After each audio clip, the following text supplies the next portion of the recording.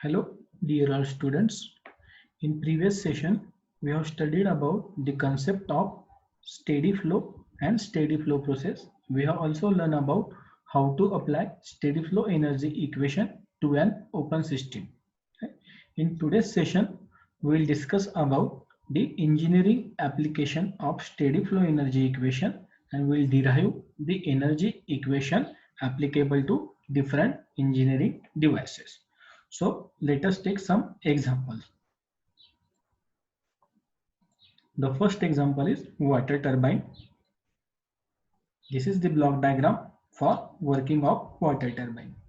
In water turbine, the water is supplied from a height and the potential energy of water is converted into the kinetic energy when it enters into the turbine, and part of it is converted into the useful work done, that is W, which is used to produce an electricity.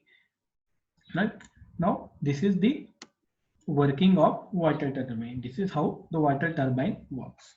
Now, considering the center of the shaft as a datum, here considering the center of the shaft as a datum, that's why Z2 becomes equal to 0, and water is available at height Z1, that is at the inlet of the system. Water is available at height Z1. Now we have the general steady flow energy equation for open system. So by applying this steady flow energy equation for water turbine, so for water turbine, we have Q is equal to 0 as no heat is involved during the working of water turbine. So Q becomes equal to 0. As no heat is involved, so change in internal energy, that is delta U, U2 minus U1 also equal to 0. V1 equal to V2, the volume of fluid entering into the system, that is equal to the volume of liquid leaving the system. That's why V1 is equal to V2 is equal to V. Z2 is equal to 0 because we have considered that the center of the turbine shaft as a datum. So Z2 is equal to 0. By considering this quantity, we can have the reduced form of equation as P1 V1 plus Z1 G plus C1 square by 2 equal to P2 V2 plus C2 square by 2 plus W. Here the sign for the W is positive because the work is done by the system. According to sign convention, work done by the system is always positive. That's why here the sign for the W is positive. So this is the steady flow energy equation for water turbine. Let us take another example. Steam or gas turbine. This is the block diagram for steam or gas turbine. In steam or gas turbine, the steam or gas is passed through the turbine and the part of its energy is converted into the work in the turbine. And this output of the turbine runs the generator to produce the electricity. The working principle of water turbine and steam turbine is same, only the working fluid is different. Right here, the steam or gas is the working fluid, whereas in case of water turbine, the water is used as a working fluid. The steam at high pressure and high temperature when enters into the turbine, it will rotate the turbine blades and produce the useful work, right? And the same useful work is then utilized to generate the electricity. And after leaving the turbine, the steam or gas have the low pressure and low temperature by rejecting the heat to the surrounding, that is equal to the Q.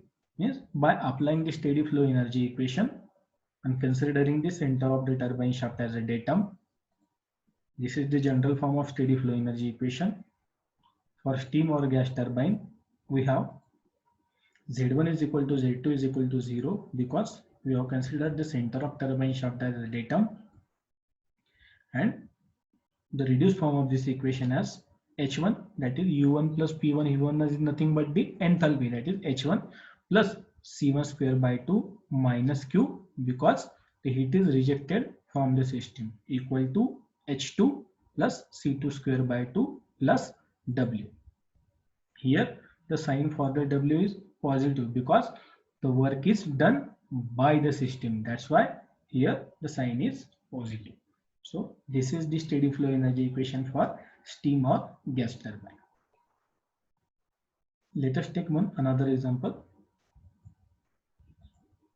Centrifugal water pump. This is the block diagram for the working of centrifugal water pump. Centrifugal water pump draws the water from lower level and pumps that water to a higher level, right? A centrifugal water pump is nothing but the electric water pump at our home, right? Yes. To operate this pump, we need to supply some electricity, means some external source is required to run this pump, means in this case the work is to be done on the system, right?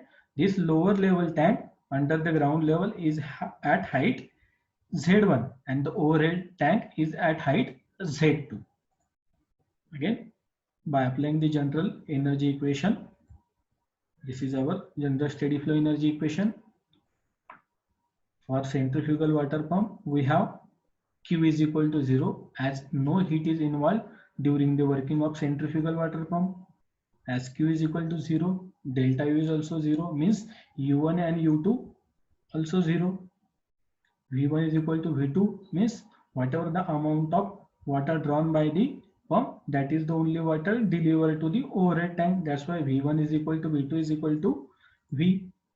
So reduced form of this equation as P1 V1 plus Z1 G plus C1 square by 2 equal to P2 V2 plus Z2 G plus C2 square by 2. Again, here the sign for W is negative because the work is done on the system. That's why according to sign convention, W becomes negative. So this is the steady flow energy equation for centrifugal water pump. Let us take another example. Centrifugal compressor. This is the block diagram for working of centrifugal compressor. Centrifugal compressor compresses the air and supply that air at same moderate pressure and in larger quantity. Means compressor is used to compress the air in order to increase its pressure and temperature, and the same compressed air can be utilized for the number of application. So now for running the compressor, again we need to supply some external source for running this compressor, and during the operation or during the working of the compressor, the heat is rejected from the system. So again the general energy equation can be written as this is the general steady flow energy equation. Now for centrifugal compressor, we have delta Z is equal to 0. Again, by considering that the system is kept on the datum surface or ground surface, by applying the steady flow energy equation, we have U1 plus P1 V1 plus C1 square by 2 minus Q, because heat is rejected from the system, equal to U2 plus P2 V2 plus C2 square by 2 minus W, because the work is done on the system. So we have the final equation H1, because replacing the value of V1 plus P1 V1 as a H1 plus C1 square by 2 minus Q equal to H2 plus C2 square by 2 minus W. Here the Q is taken negative as heat is lost from the system, and W is taken as negative as work is supplied to the system. So this is the steady flow energy equation for the centrifugal compressor. Let us take another example. Boiler. We know that the boiler, this is the block diagram for the boiler. We know that the function of the boiler is to produce a steam. Yeah? In case of the boiler, heat is supplied to the stored water in the boiler chamber so that the water gets boiled, and because of the boiling of the water, the steam will be generated, and that the same steam will be stored in the remaining space of the boiler, and the same steam is utilized for the in case of the steam turbine power plant to produce the electricity. So this is the function of the boiler. So the general energy equation, steady flow energy equation as like this. Now for boiler we have Z1 is equal to Z2 equal to 0, again by considering the boiler on the ground surface or datum surface. C1 is equal to C2 is equal to 0 as the hole is closed. In that case C1 is equal to C2 is equal to 0. W is equal to 0 since neither any work is developed nor absorbed, means boiler does not produce any type of the work. That's why W equal to 0. So the reduced form of this general equation, U1 plus P1 V1 plus Q because heat is supplied to the system equal to U2 plus P2 V2. We know that U1 plus P1 V1 is nothing but H1 plus Q equal to U2 plus P2 it equal to H2. So this is the general steady flow energy equation for the boiler. Let us take another example. Condenser. This is the block diagram for the condenser. The condenser is used to condense the steam in case of steam power plant and condense the refrigerant vapor in case of a refrigerant system using the water or air as a condensing medium. Means condenser is used to change the phase of the system, to change the phase of the incoming liquid. That's why it is called as condenser. So by applying the general steady flow energy equation for condenser, we have Z1 is equal to Z2 is equal to 0, considering the system placed on the ground surface. C1 is equal to C2 is equal to 0, W is equal to 0 as no work is developed nor absorbed by the system. Again, by considering these quantities, this equation can be reduced to a form of U1 plus P1 V1 minus Q because heat is rejected from the system, because the condensate out of the system will have a rise in temperature as compared to the incoming condensing medium. So U1 plus P1 V1 is nothing but H1 minus Q is equal to U2 plus P2 is nothing but H2. As Q is heat lost by the steam passing through the condenser is taken as negative. So H1 minus H2 is equal to Q. So we know that Q is nothing but M into C into delta T. M is the mass of the water, C is nothing but the specific heat of the water, and TW2 is nothing but the outlet temperature minus TW1 inlet temperature of the water. So we have just replaced the value of this Q as a MC into delta T. So this is the steady flow energy equation for the condenser. Let us take another example, evaporator. An evaporator, this is the block diagram. An evaporator is an equipment used in refrigeration plant to carry the heat from the refrigerator to maintain the low temperature than the surrounding. Means evaporator, the function of the evaporator is to maintain the temperature of refrigerator section lower than the temperature of the surrounding, and for this the refrigerant is used as a working medium, so that when this refrigerant enters into the evaporator coil, it will absorb the latent heat from the space which is to be cool and gets converted into the refrigerant vapor. So this is how the evaporator works. I mean, during the operation of the evaporator, the heat is absorbed from the system. Heat is absorbed from the system. So by applying the general steady flow energy equation, we have for the evaporator Z1 is equal to Z2 is equal to 0, considering the system on the reference plane or datum surface. C1 is equal to C2 is equal to 0, W is equal to 0 as no work is produced or not absorbed by the evaporator. So we have the reduced form of the equation U1 plus P1 V1 plus Q, because the heat is absorbed by the system, equal to U2 plus P2 V2, again by replacing the value of U1 plus P1 V1 as H1 plus Q equal to U2 plus P2 V2 as a H2.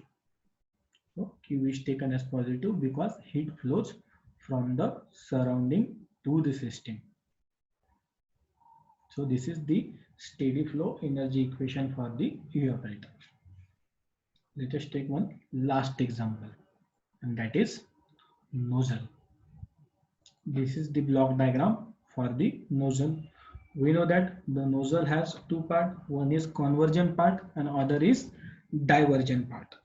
In case of nozzle, as enthalpy of the fluid decreases and pressure drops simultaneously, the flow of the fluid is accelerated, right? And nozzle is generally used to increase the speed of the incoming fluid, right? And that is the function of the nozzle. Again, by applying the general steady flow energy equation, we have for nozzle Z1 is equal to Z2 equal to 0, considering the system is on the ground surface. Q is equal to 0, W is equal to 0, since neither any work is developed or not absorbed. So we have the reduced form of the equation as U1 plus P1 V1 plus C1 square by 2. C1 square by 2 is nothing but the velocity of a steam entering into the nozzle, equal to U2 plus P2 V2 plus C2 square by 2. C2 square by 2 is nothing but the velocity of steam leaving the nozzle. So we have the final equation as H1 plus C1 square by 2 equal to H2 plus C2 square by 2. So this is the steady flow energy equation for the nozzle. So this is how we can obtain the steady flow energy equation applicable to the different engineering devices, right? I hope you have understand this topic and you will able to derive the general steady flow energy equation for the different types of engineering devices. Thank you for watching this video.